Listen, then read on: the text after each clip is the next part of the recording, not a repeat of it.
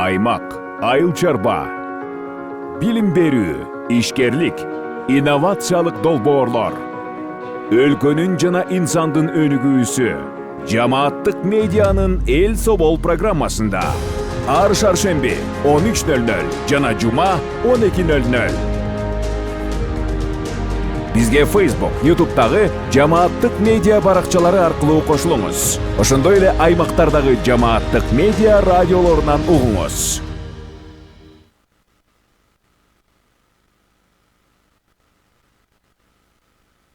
Кутман күнүңүз менен көрөрман жана угарман, сиз жамааттык медиа студиясында эл собол программасын көрүп баштадыңыз. Бүгүнкү эфирде биз ар бирибизге тааныш, бирок канча терең маани бербеген бир теманы талкуулайлы деп турабыз. Бул оюн жөн гана көңүл ачуу эмес.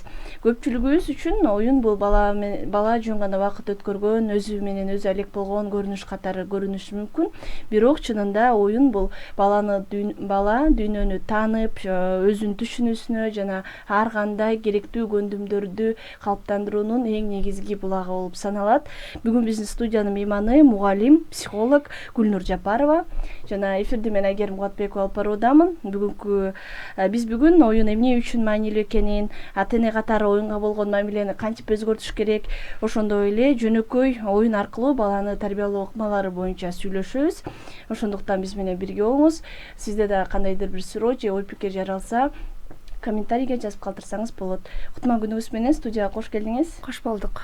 Бирге болсун.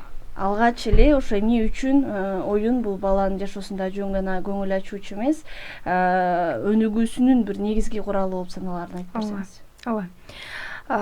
Оюн ушунчалык пайдалары көп экен. Мен 2 жыл мурда бул тууралуу маалымат топтогон болчумун да, китеп кылып чыгарсамбы деп ойлоп. Анан кийин ошондо бир 15тен ашык пайдалары тууралуу изилдеп жазган элем.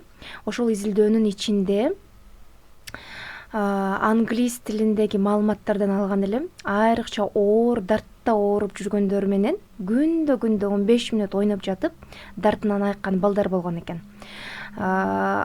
Жанагы рак, бир дарттарды башынан өткөргөн балдар бар го.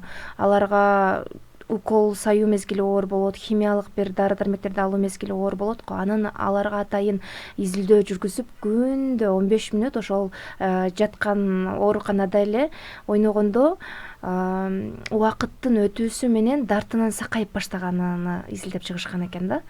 Анан бул бир эле ооруган балдардын, ушундай оору менен ооруган балдарга ушунчалык пайдасын тийгизип жатса, демек ден соолуктуу балдарга андан дагы пайдасы көп да. Аларды катары менен иреттеп айтып берейин. Биринчиден, бул ата-эненин өзүнө пайда. Анткени биз шашкан коомдо жашап жатпайбызбы, шашкан. Анан бул убакытта стресстик чыңалууга көп кабылабыз. Эң биринчиден, ата-эненин өзүнүн бала чагына алып барып, бала менен ойногондо мына ушул тынчсыздануу, стресстик абалдарыны тазалап кетет экен да оюн. Балдардын өзүнө мээсиндеги нейрондордун калыптануусуна, нейрондордун өсүүсүнө, жетилүүсүнө, анан адамдар менен бат тил табышууга, анткени оюн арасында эмне кылат алар? Социалдашат, бири врачты туурайт, бири мугалим болот, бири сатуучу болот, сатып үйрөнөт, тил табышып үйрөнөт. Демек, баланын өзүнө коом менен тил табышууга калыптандырат. Мээсинин ойгоо болуусуна, азыр балдарда жанагы сүйлөөсүнөн көп жабыркап жатпайбы? Эмнеге дегенде барып туруп эле ошол мээнин нейрондорунда бир уктап калган жерлери болот экен да. Айрыкча оюн ошол уктап калган жерлерин ойготуп, мына жаак сөөгүттөрүн иштетип, анткени ал жерде бала сүйлөйт, коомдошот, социалдашат, мамиле түзө билүүгө калыптандырса, ошол эле учурда өзүнүн келечектеги ордун табууга дагы, мындайча айтканда, азыркы психологиялык тил менен айтканда, келечегини визуализация кылат экен да. Баягы бала кезде биз дагы эме кылат элек го, үйлөрдү жасап ойноп, анан бир жерге курчактарыбызды коюп, ошол келечегибизди элестетүүгө, балдар өздөрүнүн келечегин элестетүүгө жардам берет экен да. Мына ушундай пайдаларын айтып берсек аябай көп. Ошол эле жерден анда катары менен кетели. Качан башташ керек ойногонду бала менен? Канча убактынан баштап деп, Эң биринчи мен өзүм ошол айттым го, маалымат изилдеп топтогон болчумун деп. Ошол убакытта биз мен төрөтканада баягы бала менен жүзмө жүз көрүшөсүң го, бетме бет. Ошол мезгилден башташ керек деп оюндарды топтоп жазган элем да. Ал жерде биринчиси жанагы балдар бир аз көзүн ачып калганда эле көзүнө карап, бул бизде ушул оюндун азыр атын мен унутуп жатамын. Жүзүнө карап, көзүнө караганда, балага карап сүйлөшкөндө адамдын жүзүн карап сүйлөшүүгө көнөт экен да. Бала мынтип көзүн алып качып же уялып, тартынып эмес, эне баланын жүзүнө карап, сен кош келдиң дүйнөгө деп ошол мезгилден башташ керек. Анан ошол убакытта оюндардын түрлөрү бар, жанагы бекинем, жашынам деп көздөрүн мынтип жумуп, анан кичинекей жанагы баланын жалаягы менен эле бетин жаап, кана түтүт деген бир оюндар менен баланын көңүл буруусуну ойготсо болот да, ошол убакыттан баштап эле. Андан кийин 1-2 айлыгында биз жанагы баланын памперсин алмаштырып жатпайбызбы? Баланын баягы төрөттөн кийинки, менде дагы даяр болбой төрөө деген китебим дагы бар го. Ошол китепте дагы биз төрөттөн кийинки стрессти жокко чыгарганмын да мен. Ошол жерде кичинекей көнүгүүлөрдү дагы бергенмин да. Элементарно памперсин алмаштырганда же жалаягын алмаштырганды дагы оюнга айлантса болот. Жалаягын алмаштырганда эң сонун бала менен эненин ортосунда же бала менен атанын ортосунда өтө күчтүү эмоционалдык байланыш болот. Ошол мезгилде ошол жалаягын алмаштырганды дагы оюнга айлантып алыңыз. Анткени ал жерде күчтүү эмоционалдык байланыш болуп жатат. Бул өмүр бою балаңыздын келечегине таасир берет деп. Ошол төрөттөн кийинки стрессти дагы ушундай кичинекей оюндар менен четке кага турган көнүгүүлөрдү берип кеткенбиз да. Демек, төрөттөн эле баштап, ошол жерде жанагы жалаяк алмаштырда ыр менен кичинекей куплеттер менен, ыр менен менин балам баатыр болот, менин балам эл башчы болот, жол башчы болот деген мындай куплет ырлар менен жазган элек да. Анан ошол жалаягын алмаштырганда дагы ушундай сөздөр менен, мындай эргүү менен, каалоо менен, ошол ар бир денесинин чоңоюп жатканына кубануу менен, сен бул жашоого жөн келген жоксуң, сенин жашап жатканың жөн эмес деген сөздөр менен улантып кетсе болот да ошол жерде. Демек, төрөлгөндөн баштап, андан кийин 1 жашында ойной турган оюндары бар, 2 жашында ойной турган оюндары бар.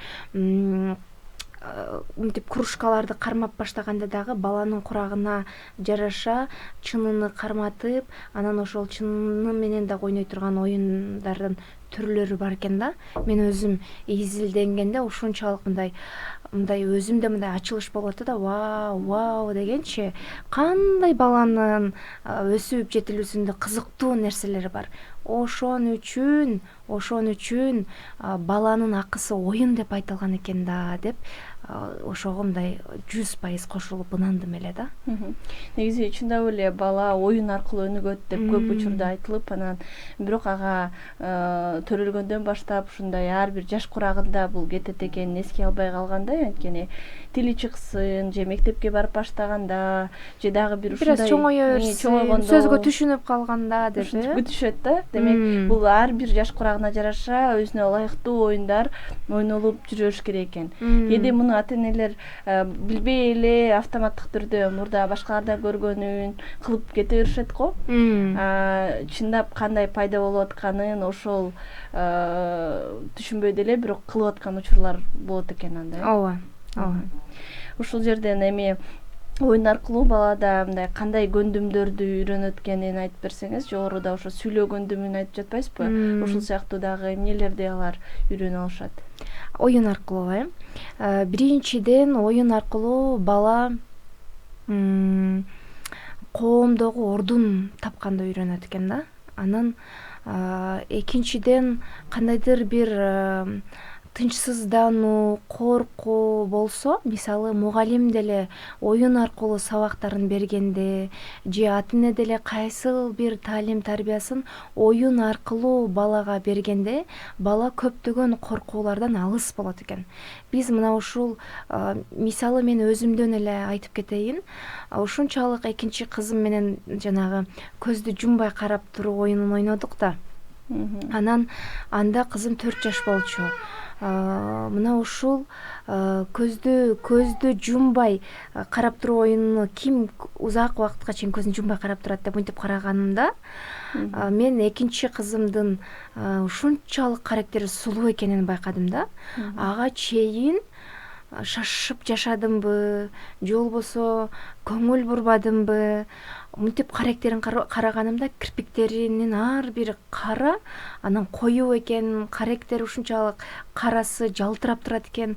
Ушунчалык көзү татынакай экен деп анан көзмө көз карашканда адамдын бири-бирине мээрими түшөт экен. Ушул пайдасы ушул.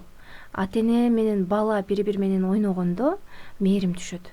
Балада эң чоң коркуу жок болот. Тынчсыздануу жок болот, стресстик абалдардын алдын алат. Коомдогу ордун табууга акырын тарбияланып барат.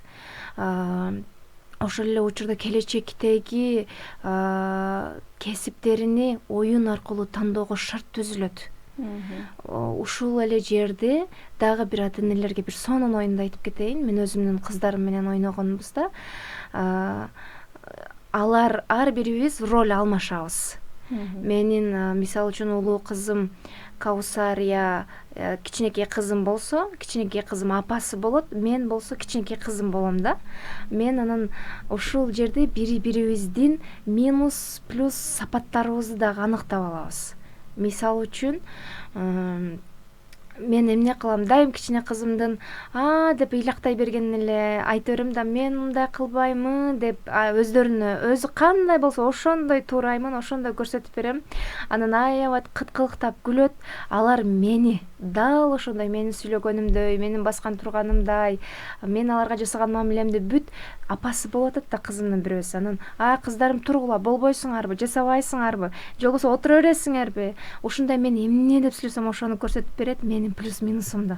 Анан ошол жерден мен могу жерден жаңылып жаткан турбаймынбы, мен могул нерсемди оңдошум керек турбайбы деп бири-бирибизге күзгү болуп оюн аркылуу анан аябай кыткылыктап күлүп, келгиле мындан кийин сен бул нерсени жасаба, мен бул нерсени жасабайын деп бири-бирибиздин анан плюс минустарыбызды ошол жерден оңдоп кетүүгө сонун оюн аркылуу шарт түзүлүп жатат. Анан ошол жерде таалим тарбияны оюн аркылуу бергенде жеңил болот экендигин түшүндүм да. Анан кызыктуу дагы болот экен. Анан балдар да суранып баштайт экен. Апа, бүгүн дагы ойнойлубу, бүгүн дагы жасайлыбы депчи. Демек кайсы бир теманы түшүндүрө албай жатсаңыз же бир маселе, кичинекей маселени чече албай жатсаңыз, балким ушинтип ролдоштуруп ойноо аркылуу же ошого жараша ылайыкташтырып оюн ойлоп табыш керек, Ооба. Анан негизи ошо оюн менен катар эле бала кыймылда болгонун, бир физикалык активдүүлүгүн айтышат го. Демек булар кыймылдап ойногону туура. Ооба, ошол кыймыл болгондо энергия болот да. Адамда энергия болгондо, күч-кубат болгондо чарчап чалыкпай бир нерсеге кызыгуусу койгонот. Бала канчалык секирбе, чуркаба дебей, тескерисинче ошончолук чуркасын, ошончолук секирсин. Анткени алар секирип, чуркап, кыйкырып, бакырышып ойногондо ичиндеги терс эмоцияларын дагы чыгарып жиберет. Экинчиден тердейт. Тердегенде денеден кандайдыр бир агрессивдүү абалдар топтолуп калган болсо чыгып кетет. Мурда мен тайнем айтчу эле да, топуракка ойногула, көбүрөөк ойногула, топурактан адам амал алат депчи. Мен түшүнбөйт элем да, амал деген сөздү түшүнчү эмес экем. Көрсө амал деген сөзү бул кубат алат деген сөзү болгон экен. Анан ошол топуракка будуң чаң болуп ойногон баланын кубаты дагы көп болот экен. Мен жанагы эмнеге ошол маалыматтарды топтоп чыгарбай калганымдын себебин дагы азыр түшүнүп отурам. Биз айылга барып калдык да андан кийин. Анан айылда балдар чаң аралашып ойнойт, көчөдө чуркап ойнойт. Көп актуалдуу эместей сезилди магачы. Шаарда биздин балдарда чуркоо аз. бири бири менен байланышуу, мамиле түзүү аз. Анан шаар жеринде айрыкча балдарды көбүрөөк жаратылышка, табиятка чыгарып ойнотуу өтө маанилүү да.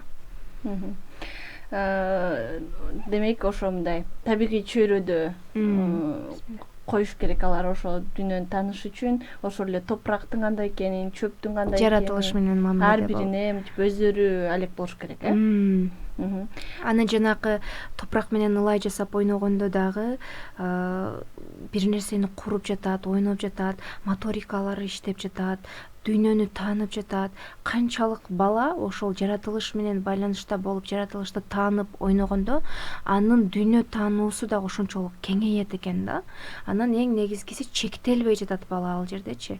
Өзү чектелбей кенен ойногондо эртеңки келечектеги максаттарында дагы ал коркпой, эрктүүлүк менен жасап кетүүгө ошол бала кезиндеги оюн ушунчалык таасир берет экен. Ошон үчүн дагы аалам айылдан башталат деген сөзгө эле маани берсек, карасаңыз, айылда биз кантип ойнойт элек? Кенен чуркап, талаага чыгып, гүл терип, чаңга аралашып, ташканак таштардан үй куруп, ылайлардан тамак жасап ойнойт элек. Ушул эле жерде кыздардын ойногону башка, балдардын ойноосу башка. Балдар бала кезинен эле машиналарды жасап алып, зымдардан трактор бир нерселерди жасап алып, ошол жерден эле эркек баланын табияты башка экендиги бала күнүнөн эле таанылып жатат да. Кыздар кичинесинен эле алардын табияты башка экендиги кичинесинен эле курчак жасайт, тамак жасайт, тамакты түрдөйт, гүлдү ар башка кылып терет, жалбыракты ар башка кылып терет. Экөөнүн табияты эки башка, бала кезинен эле оюн аркылуу эле алар көрсөтүп берип жатат да. Жана сиз оюндардын пайдасын айтып баштаганда эң алгач ата-эне өзү үчүн пайда деп айтып калбадыңызбы? Чындап эле кээ бир ата-энелер жумуштан чарчап келип балдар менен ойносом, чарчаганымды унутуп калам деп айткандарын угуп калганыбызды эстеп кеттим. Ушул эле жерден ата-эне бала менен ойноп атканда эмнелерге көңүл буруш керек? Мындай кандай каталарды кетирип албаш керек же дагы эмнелерге мындай бизде байкабай эле ойной беришет го, ошол жерде эмнелерди эске ала жүргөнү жакшы? Ата-энелер оюн ойноодо атайын эске ала турган ар күнү убакыт бөлүү керек балдар менен ойноо үчүн. Экинчиден, маанайына көңүл буруу керек. Анткени биздин маанайыбыз канчалык жакшы болсо, биз балдарыбызга ошончолук таасир бере алабыз. Үчүнчүдөн, өздөрүнүн каалоолоруну же өзү мен айткандай болуш керек дегенди оюнда аларга эме кылбаш керек, таңуулабаш керек.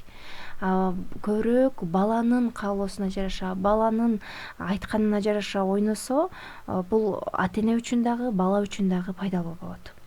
Анан ушул жерде дагы бала менен көбүрөөк эне эле алек болот да, энеси ойной берсин дебестен, ата дагы көбүрөөк ойноо керек. Анткени эне бала менен ойногондо көбүрөөк эмне кылат? Кучактайт, берекем десе дейт, ичиндеги мээримин берет, камкордугуна алат, жакшы сөзүн арнайт. Бул жерден бала эне аркылуу эртең коомго, айланадагы адамдарга мээримдүүлүк менен, жакшы сөз менен мамиле жасоону үйрөнөт. Ата болсо эмне кылат? Эркек бала менен ата ойногондо мисалы алышат, күрөшөт, бийик мынтип ыргытып ойнойт го. Демек, ата аркылуу бала эрктүүлүктү, коркпостукту, тайманбастыкты үйрөнөт. Демек, экөөнүн орду эки башка болгондуктан экөө тең убакыт бөлүп ойноо керек. Ал эми кайсыл учурда бала менен ойногонго болбойт. Же болбосо бала менен ойногонго эмне тоскоолдук кылат? Бала менен ойногонго тоскоолдук кыла турган нерселер, биринчиден, ата-эненин көп оорусу бала менен ойноого тоскоолдук кылат. Бат-бат стресс болуу абалдары же эмоцияларын башкара албаган абалы бала менен ойноого тоскоолдук кылат. Анткени андай абалда жүргөн ата-энелер дайыма чарчаныңкы болот. Чарчаныңкы ата-эне жакшы маанай менен балага көңүл бура албайт. Ошол эле учурда үйгө келип социалдык баракчалар менен алек болуп отуруп алуу же телефондор менен алек болуп отуруп алуу сенин балаңа караганда башка дүйнө кызыктуу болуп, ошондой бир жаман адаттар менен алек болгон учурда биз балага көңүл бура албайбыз, бала менен ойной албайбыз. Ошол дагы бир бала менен ойноого таасир бере турган нерсе, үйдөгү бат-бат уруш талаш, бат-бат жаңжал болуу дагы бул бала менен ойноого жолтоо болот. Ушулардын алдын алып, анан убакыт бөлүп, оюндун пайдаларын түшүнүп алып, ошол жерде эмоционалдык байланыш болот экендигини, оюн аркылуу балдардын ден соолугу жакшырат экендиги, сөз байлыгы өсөт экендигини түшүнүп алсак эле биз күнүндө убакыт бөлгөнгө аракет кылып калабыз. Ата эненин гаджетте отурганын жакшы белгилеп кеттиңиз. Анан ушул эле жерде балдар оюн аркылуу өнүгөт экенин, оюнчук аркылуу алар бир нерсени жасап, ошо менен ойнош керек деп айтканга карабай эле азыр көп балдар гаджетте ойношот.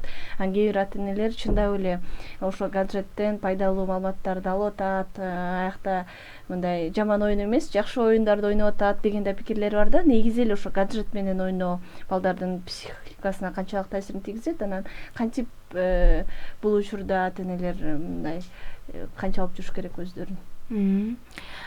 Балага 15 мүнөт телефон каратуу мен көзөмөлдөйм десең деле кээде көзөмөлдөй албай каласың. Мына мен 3 баланын ата энесимин.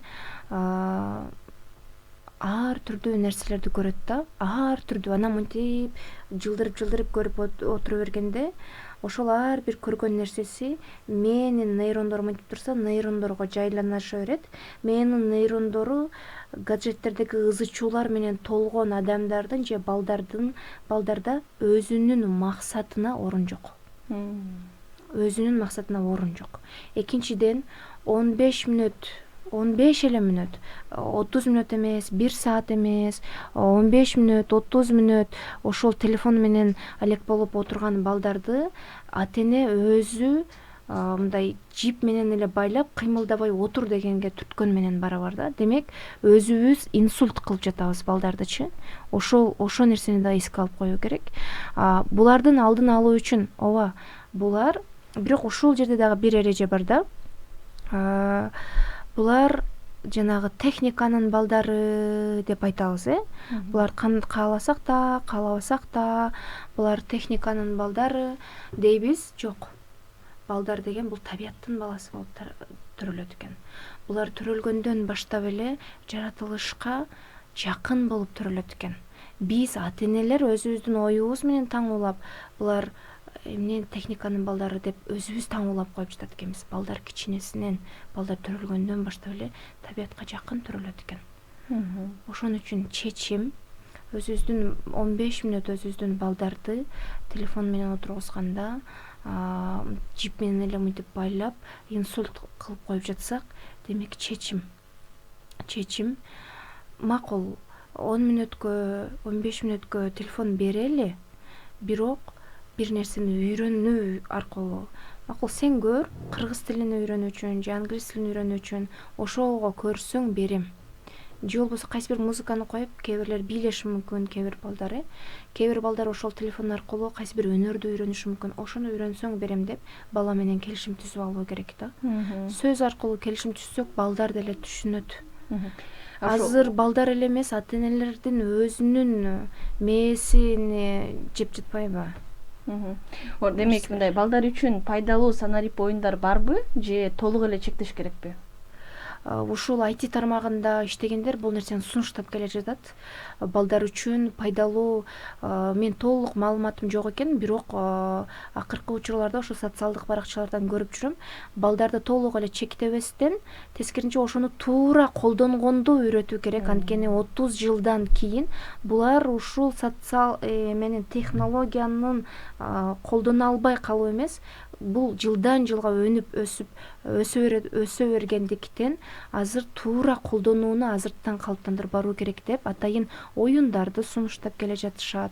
Атайын ошол мультфильмдерди өздөрү түзүү аркылуу же болбосо коддорду өздөрү түзүү аркылуу туура маалыматтарды, туура билимдерди IT тармагында эмгектенгендер сунуштап келе жатышат да.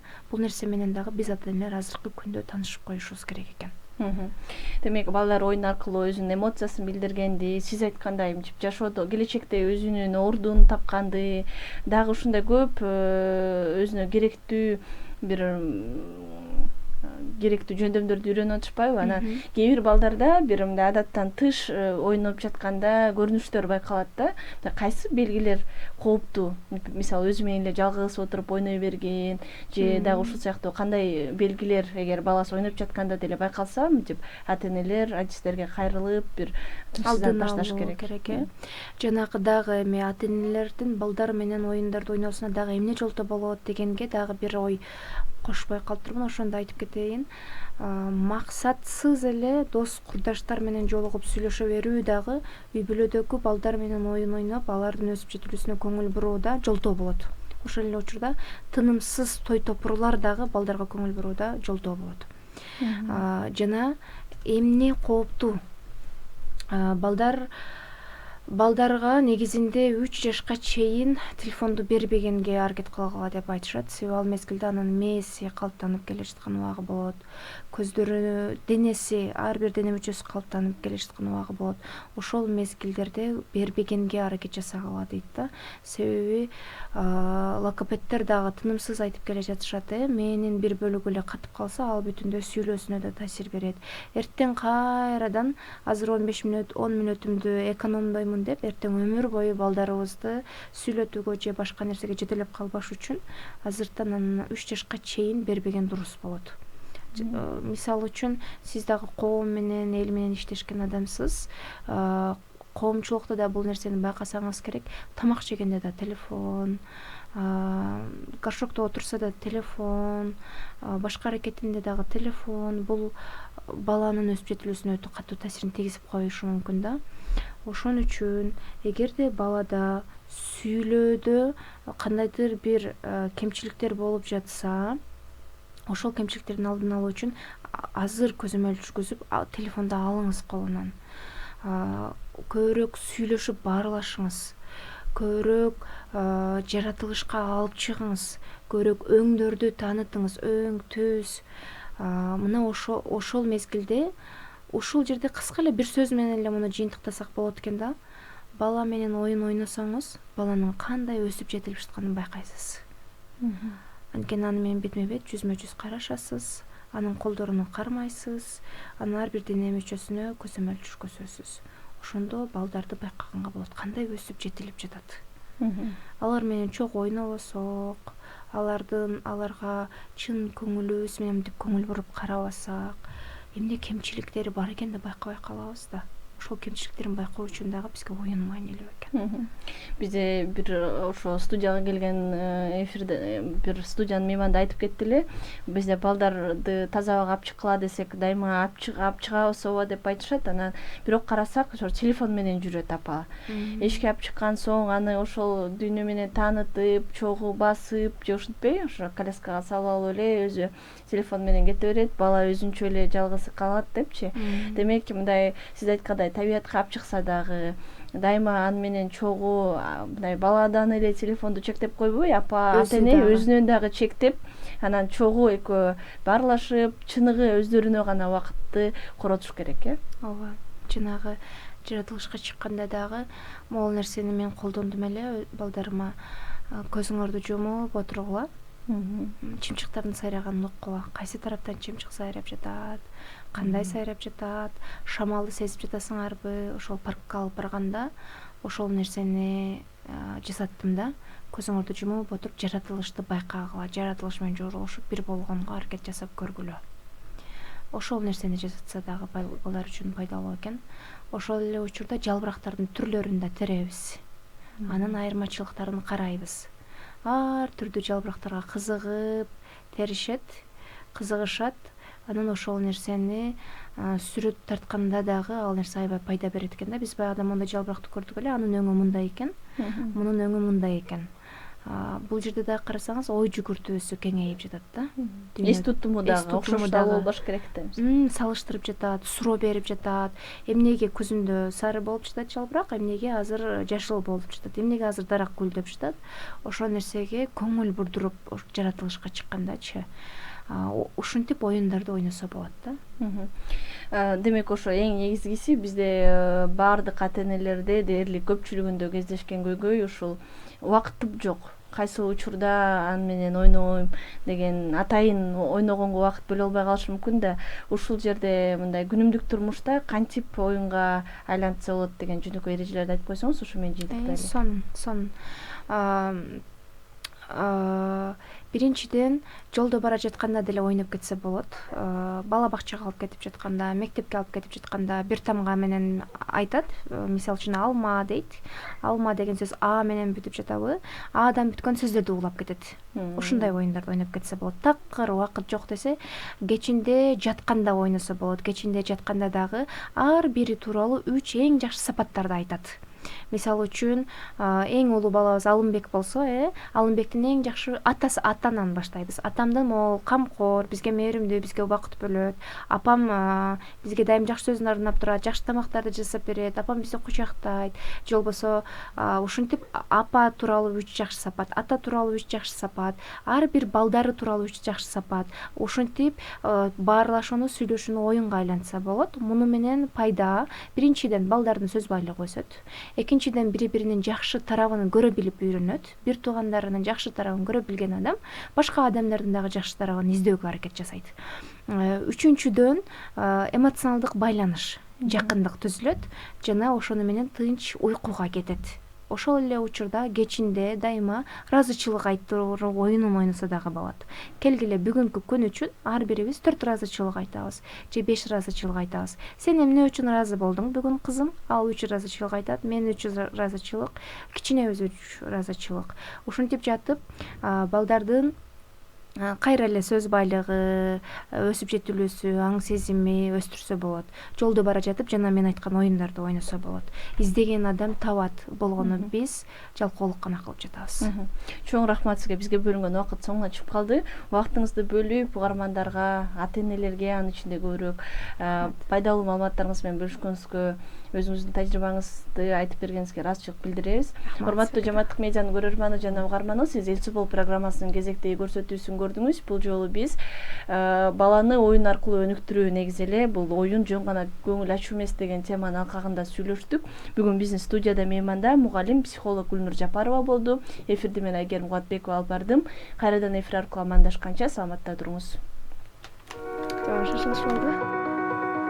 Аймак, айыл чарба, билим берүү, ишкерлик, инновациялык долбоорлор, өлкөнүн жана инсандын өнүгүүсү Жамааттык медианын Эл Собол программасында ар шаршемби 13:00 жана жума 12:00. Бизге Facebook, YouTube'дагы Жамааттык медиа баракчалары аркылуу кошулуңуз. Ошондой эле аймактардагы Жамааттык медиа радиолорунан угуңуз.